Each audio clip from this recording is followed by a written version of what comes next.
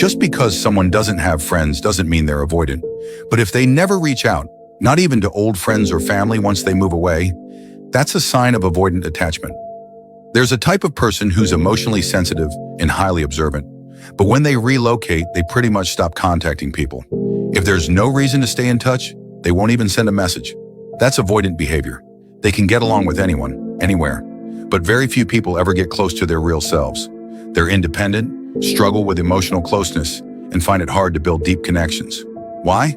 Because avoidants were often ignored as kids and put down as teens. They didn't get enough love or safety from their family, so they learned to be skeptical of relationships.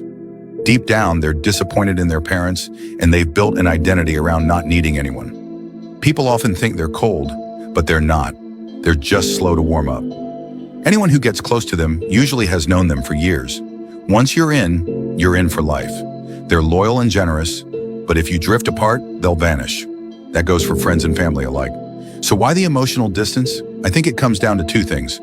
First, fusion anxiety. They're afraid that getting close means losing control or giving up part of themselves. For example, some people avoid going home because their parents bring pressure and criticism. If they push back, they get judged.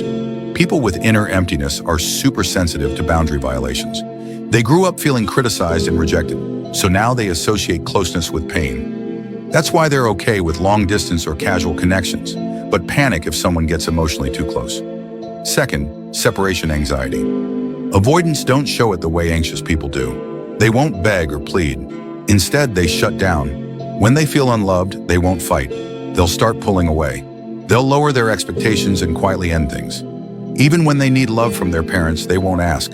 They'll just convince themselves they don't need it. That's what makes avoidance seem strong. They survive alone. But that strength comes at the cost of suppressing their emotional needs and losing the ability to be vulnerable. They stop reaching out. They stop hoping. And to me, avoidance is deeply lonely. Not because they don't care, but because they never want to feel the pain of